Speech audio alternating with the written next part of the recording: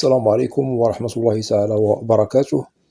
مرحبا بالجميع وتحية إليكم من جديد. برنامج اليوم هو برنامج مهم موجه خاصة إلى الإخوة والأخوات الفائزين بالقرعة الأمريكية لسنة 2024. وبالنسبة لنقاط البرنامج سوف نتطرق فيها إلى دور المستضيف الذي يستقبل الفائز بالولايات المتحدة الأمريكية. إذن هناك نقاط مهمة سوف نتطرق لها في البرنامج، ولا بأس إن استفدتم من البرنامج أن تقوموا بمشاركته مع الأصدقاء والأحبة، هذا كله لكي تعم الفائدة. ولا تنسوا أن تشتركوا في القناة. إذن بالنسبة للعنوان الذي يتعلق بالمستضيف المقيم بالولايات المتحدة الأمريكية، هل هو مهم؟ بالطبع هناك تساؤل لإخوة وأخوات فائزون حائرون، هل سوف نسأل عليه يوم الموعد والمقابلة؟ هنا سوف نجيب بالواضح وبصريح العبارة بالتأكيد وللتوضيح. بالنسبة للمستضيف أو الضامن الذي يستقبل الفائز بالقرعة، هو مطلوب لكل من هو معني بالهجرة عن طريق القرعة الأمريكية، وضروري يجب أن تكون أنت مثلا كفائز معني بالأمر لديك صلة بهذا المستقبل أو المستضيف. يجب أن تعرفوا ما لكم وما عليكم فيما يتعلق بمعلومات مهمة عن هذا المستضيف بالولايات المتحدة، ويجب أن تعرفوا عليه كل صغيرة وكبيرة. هل هو فعلا موجود في العنوان الذي هو مقيم فيه بالولايات المتحدة الأمريكية؟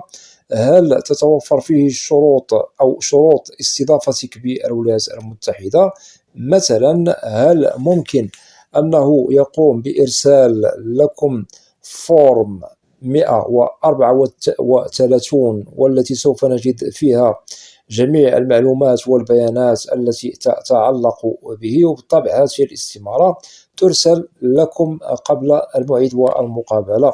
هل ممكن أننا سوف نجده يقوم بأداء ضرائب إلى الحكومة الأمريكية؟ فبالطبع هناك استمارة كذلك لازم أن يقوم بإرسالها لكم، وهي فورم 1040.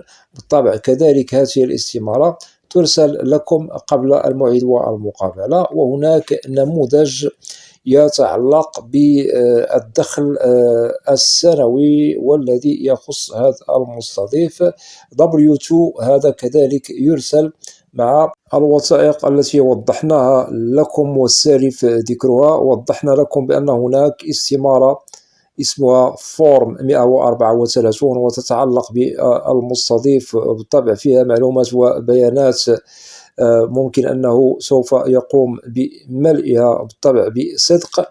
وكذلك هناك تاكس أو فورم 1040، هذا يتعلق بالضرائب السنوية التي يقوم المستضيف بأدائها إلى الحكومة الأمريكية. إذن هذه الشروط لازم أنها تتوفر في الضامن إذا أراد أن يستقبل الفائز بالولايات المتحدة، وهذه الوثائق يقوم بإرسالها للفائز قبل الموعد والمقابلة، لأن الفائز بالطبع سوف يقوم بإرفاقها معه في ملفه وسوف يسأل عليها يوم الموعد والمقابلة. وبالطبع كل من هو فائز سوف نجد أنه قد قام بوضع عنوان قبل الموعد والمقابلة، والذي يتعلق بالضامن أو المستضيف الذي سوف يستقبله بالولايات المتحدة، وهذا قد ملئ في استمارة DS من طرف الفائز. إذن هذه النقاط بالطبع للتأكيد وللمعلومة ولكي تعرفوا ما لكم وما عليكم قبل الموعد والمقابلة. وفي حالة أن الضامن قد شهد على نفسه بأنه سوف يستضيفكم بالولايات المتحدة الأمريكية والشروط هي مكتملة فيه بالطبع، وقام بإرسال جميع الوثائق التي ذكرناها لكم قبل قليل، إن شاء الله الأمور سوف تمر مرور الكرام إن شاء الله بخير وسلام. وللتذكير، من الصعب الحصول على ضامن مستضيف لكم بالولايات المتحدة الأمريكية، ويجب قبل الموعد والمقابلة أن تعتمدوا على عناوين أخرى ممكن أن تستعينوا بها في حالة أن هذا المستضيف الذي سجلتم معلوماته في استمارة DS يعني سالفا لم يفي بالغرض المطلوب عند وصولكم إلى الولايات المتحدة الأمريكية. وهذا قد يجده الشخص المعني بالفوز عند وصوله إلى الولايات المتحدة الأمريكية. وبالطبع هذا كذلك نجده في حالات استثنائية، لأنه القلة من الذين يستقبلون الفائز بالولايات المتحدة ممكن أنه مثلا لم يفي بالغرض المطلوب، وهذا قد يتبين للفائز عند وصوله إلى الولايات المتحدة. مثلا المستضيف قد بدل عنوانه وانتقل إلى مكان آخر، رغم أنه قد قام بإرسال الوثائق المطلوبة لكم قبل الموعد والمقابلة. قد نجد بأنه في الأشهر ما بعد وضع معلوماته في استمارة DS التي وضعتموها بالطبع أنتم، قد غير مكان عنوان مسكنه إلى عنوان مسكن آخر. ورغم أنه قد قام بإرسال الوثائق المطلوبة لكم، قد نجد بأنه في الأشهر ما بعد وضع معلوماته من طرفكم في استمارة DS، هنا بالطبع قد فرض عليه أو فرضت عليه الظروف بتغيير عنوانه أو مسكنه إلى عنوان آخر. هذا لازم أن نضرب له ألف حساب وحساب، ويجب الاستعانة بعناوين أخرى موثوق منها للضرورة القصوى وللطوارئ عند وصولكم إلى الولايات المتحدة الأمريكية.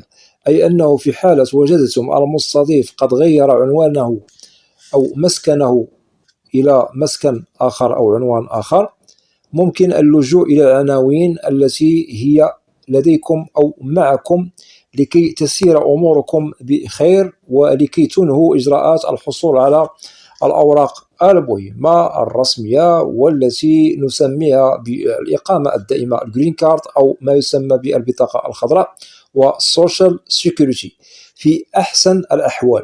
هذا كله بالطبع للتحذير وللنصيحة، وإن شاء الله لا نتمنى لكم أن تقعوا في هذا المشكل. وبالطبع يحق لكم عند وصولكم إلى الولايات المتحدة الأمريكية في حالات استثنائية تغيير عنوان المستضيف إلى عنوان مستضيف آخر، ليس هناك من مشكل. وقانون الهجرة الأمريكي يخول لكم هذا في حالة أنه وجدتم بأنه المستضيف الأول الذي ممكن أننا سوف نجد بأنه لديه أمور خاصة به جعلته يغير عنوانه إلى مسكن آخر، وقد تخلى عن استضافتكم بأمريكا. أتمنى أن تكون هذه النقاط واضحة. إذن عناوين أخرى معكم زائدة سوف تخدم مسار وصولكم إلى الولايات المتحدة الأمريكية بأريحية لكي تتحصلوا على أوراقكم الرسمية في أحسن الظروف والأحوال. أتمنى أن تكون هذه النقاط واضحة. وللتأكيد بالنسبة للمستضيف، سواء كان مقرب من العائلة أو صديق لكم، هذا لا يمنع. سواء كان أجنبيا عليكم أو ابن بلدكم، هذا كذلك لا يمنع. سواء كان رجلا أو امرأة كذلك هذا لا يمنع.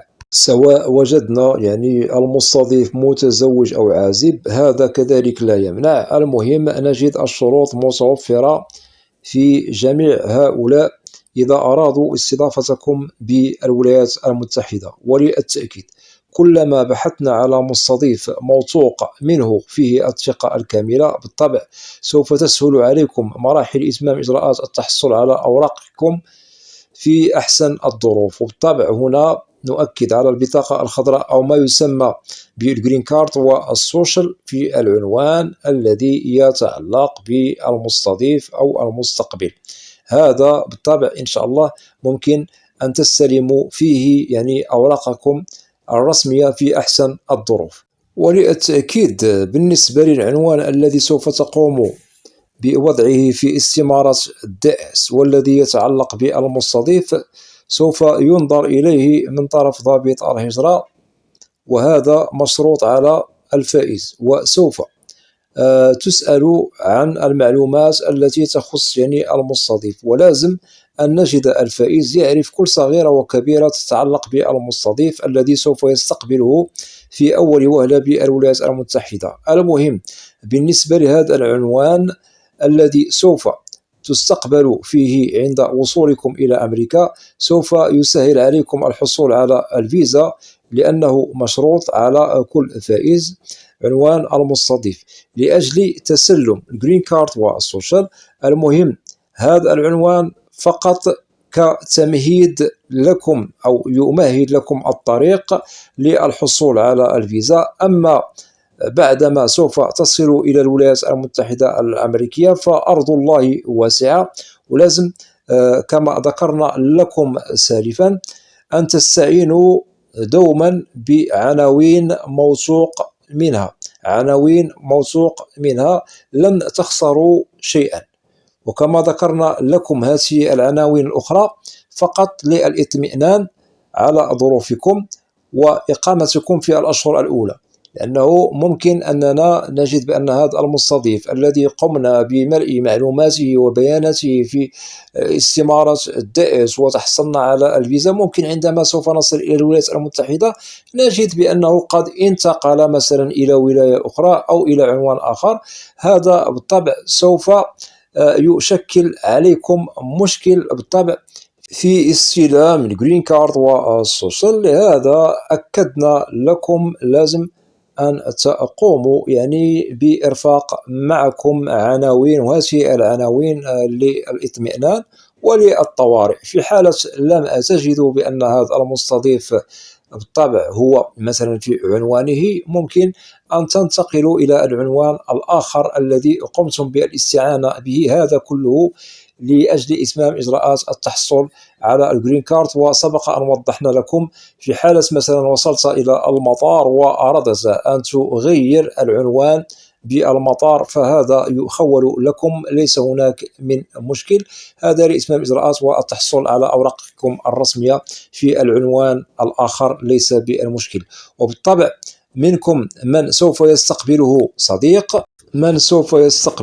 صديق ومنكم من سوف يستقبله فرد من عائلته، وننصح بالاختيار المناسب بالنسبة للمستضيف الذي فيه كامل الثقة لكي تتم أموركم إن شاء الله مستقبلا عند دخولكم إلى الولايات المتحدة بخير وسلام. وضعوا في الحسبان عندما سوف تصلوا إلى الولايات المتحدة الأمريكية بالنسبة للجرين كارد والسوشيال سوف تستلموها، رغم مثلا نفرض وقعنا مثلا في مشكل أن هذا المستضيف بالطبع قد بدل عنوانه إلى غير ذلك. واعلموا إن شاء الله بالنسبة للجرين كارد والسوشيال سوف تستلموها وتتحصلوا عليها، رغم أننا بالطبع وجدنا العنوان يعني الذي يتعلق بالمستضيف الذي قمنا بوضع معلوماته في الوهلة الأولى قد غير مسكنه.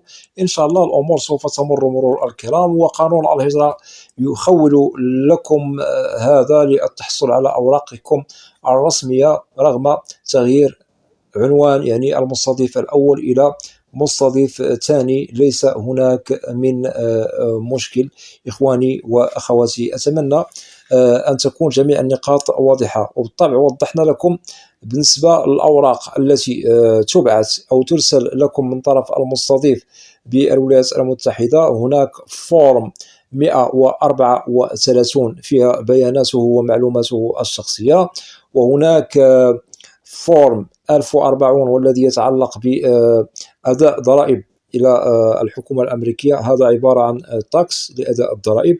وكذلك هناك وثيقة أخرى فورم W2 والذي يتعلق بدخله السنوي. أتمنى أن تكون هذه النقاط واضحة، لازم الاشتغال عليها بضوابط، وهذه الوثائق لازم إرسالها لكم قبل الموعد والمقابلة، لأنها سوف تقوم يعني بإرفاقها معكم يعني في ملفكم لكي تتم أموركم بخير وسلام. واعلموا بأن المستضيف سوف تسأل عليه يوم الموعد والمقابلة، ولهذا ننصح بأن تعرفوا كل صغيرة وكبيرة تتعلق بهذا المستضيف أو الضامن، سواء كان مقربا أو كان صديقا. ونؤكد على الصديق الأجنبي، لازم أننا نتأكد بالطبع من جميع معلوماته لكي تقوموا بالإجابة عليها يوم الموعد والمقابلة أمام ضابط الهجرة بخير وسلام، ولكي تتحصلوا على الفيزا بخير وسلام بدون مشكل. إذن أتمنى أن تكون جميع يعني النقاط المهمة قد وضحناها فيما يتعلق بالمستضيف ودوره بالولايات المتحدة الأمريكية. وفي حالة أنه لديكم أسئلة تتعلق ببرنامج اليوم أو أي برنامج في القناة، فلا بأس أن تقوموا بوضع تعاليق عبر القناة، وسوف تجدوا الإجابة عبر البرنامج المعروف بالقناة، برنامج أسئلة وأجوبة، لأنني لا أستثني منكم أحدا. وأتمنى من الإخوة والأخوات الذين لا زالوا لم يشتركوا في القناة، أدعوكم للاشتراك في القناة وتفعيل زر الجرس ليصل إليكم كل جديد. ولا تنسوا أن تدعمونا دائما بلايك لكي نصل إلى أكبر نسبة من المشاهدة. وبالنسبة للقناة، محتواها كامل وشامل عن الهجرة والمهاجر إلى الولايات المتحدة الأمريكية بشكل عام وكتعريف. وأسألكم الدعاء، وإلى لقاء قريب بإذن الله، والسلام عليكم ورحمة الله تعالى وبركاته.